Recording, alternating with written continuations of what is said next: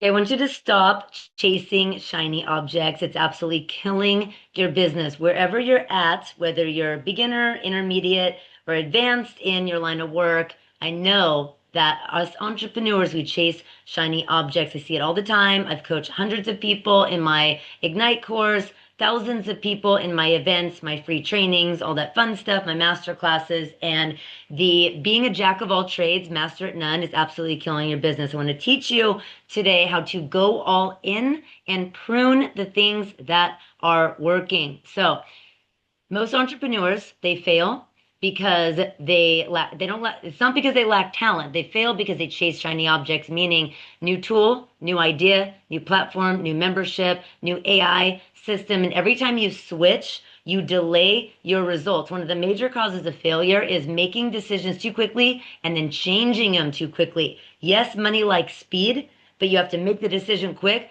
And then wealth loves true time in the game. I know this because I used to pay for Canva, Opus, Castmat, like all the AI apps, everything, because I thought just paying for it was like, yeah, I need all this stuff. I'm going to learn all this stuff this week. It takes a good like 21 days to create a habit to learn something and make it a habit to build up the muscle to use it, and 90 days where it's like a lifestyle change.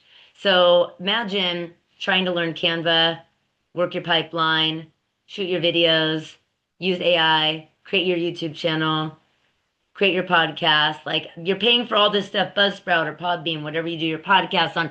That's insanity. You're literally a jack of all trades, master at none. So I realized that I wasn't building, I was bouncing. I was bouncing around, wondering why I wasn't a millionaire yet. So lesson number one, here's what you're going to learn today. You're going to learn how shiny objects feel like progress and what to do about it, how systems replace shame, and how you solve problems first and then you earn the right to ask for business.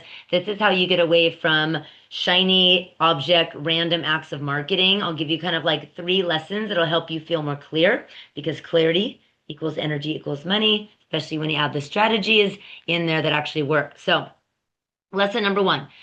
Shiny objects feel like progress, so they feel productive.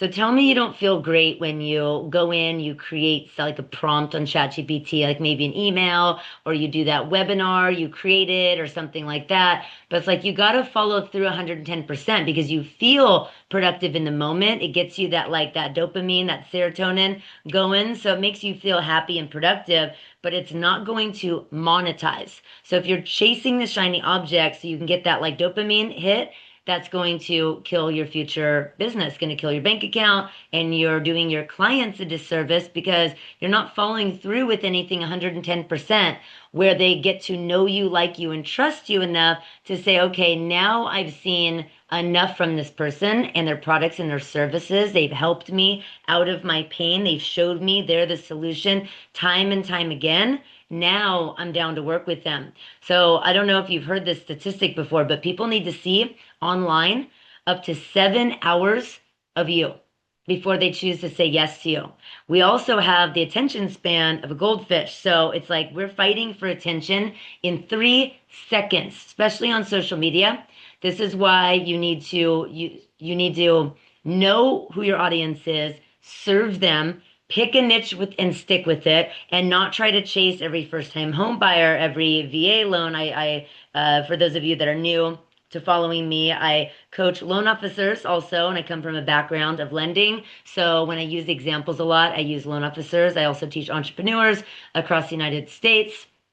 So if you're new, follow, comment, like, subscribe, do all the things, and feel free to ask questions below because my team and I will go back and answer questions for you. So the loan officers that they want to go after the VA loans, the first-time home buyers, they want to be everything to everybody. Remember, if you're speaking to everybody, you're speaking to nobody. So chasing all these different groups of people, those are like different shiny object situations, and even if you're on Instagram and LinkedIn, whatever. It's like all these different platforms. So again, that's being a jack of all trades, master at none. You feel like you're good because you have two posts on TikTok, 2 posts on Instagram.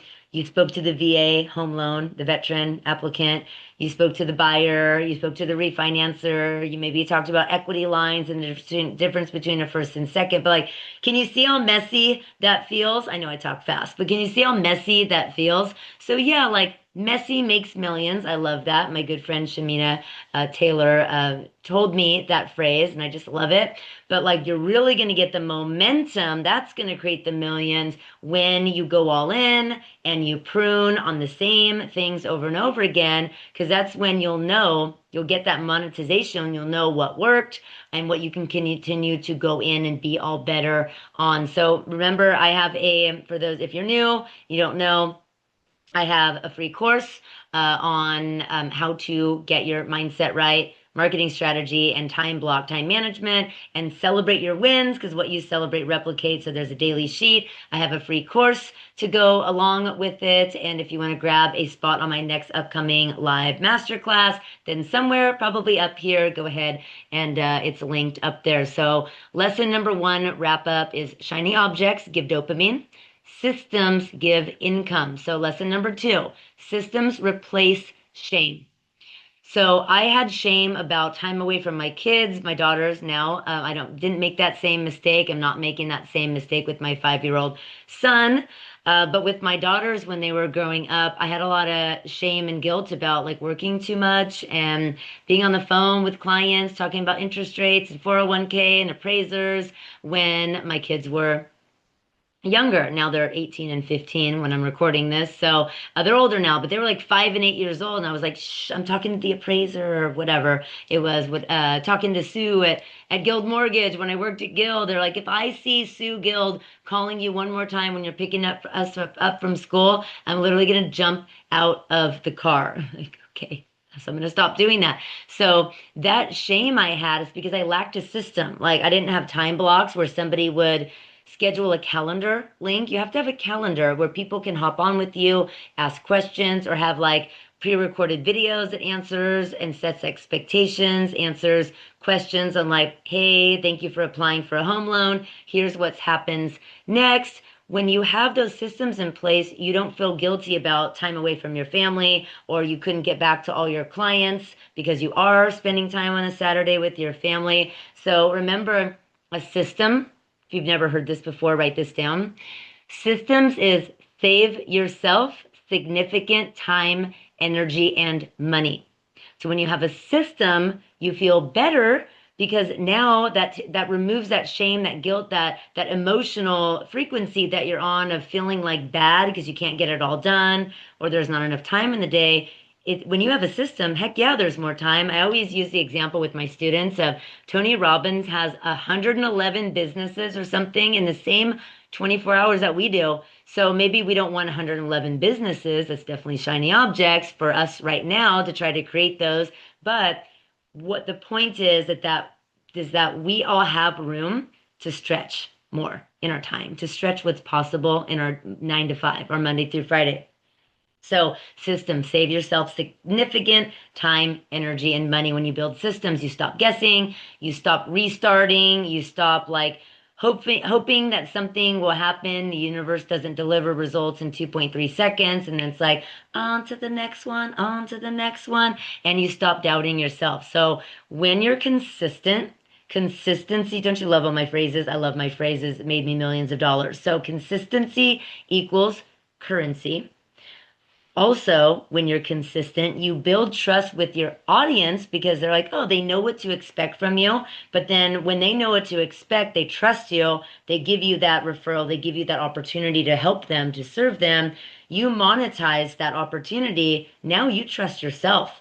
But the thing is, we start, stop, we start, start. We're bouncing around doing all these things. So lesson number 3, solve problems first with a specific group of people. The riches are in the niches. So you want to solve a specific group of people, not a bunch of shiny object opportunities, specific group of people.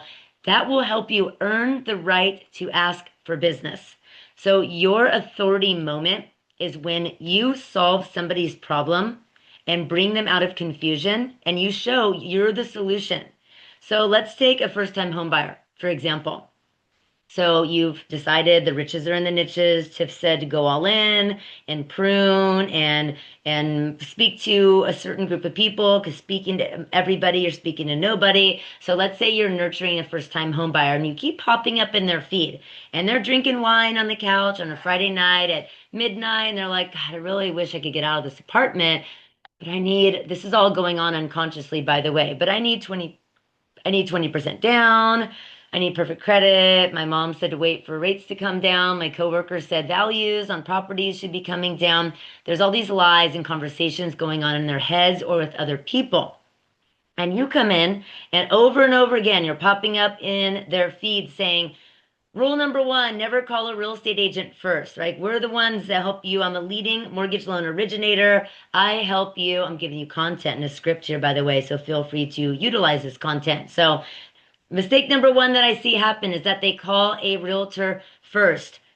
Never do that. I'm a leading mortgage loan originator in the state of whatever you're licensed in, and I help people buy houses with less than perfect credit. I've helped dozens of people with less than perfect credit just in the last 90 days make their home ownership dreams come true. I will then connect you with a real estate agent that's an expert in the neighborhood that you have the purchase power to buy in.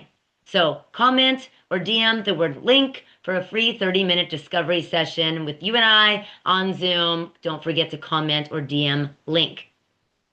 Easy peasy. You set that up with an automation, ManyChat, or like I have my Ignite students, my loan officer students, we have an automation where the calendar link will fire off using that keyword link, and you're good to go. So imagine if you do that over and over. You're like, no, you don't need perfect credit. No, you don't call a realtor first. No, you don't need 20% down. Or do you want to keep paying off your landlord's mortgage instead of paying off your own? Or don't worry about interest rates. You marry the house, you date the rate.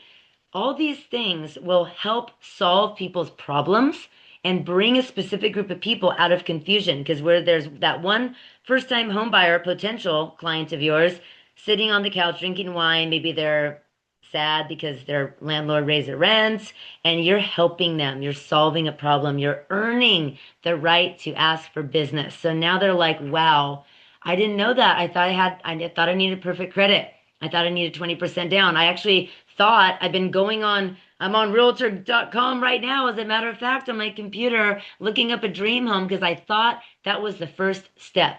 But Susie or Joe at XYZ Mortgage told me differently.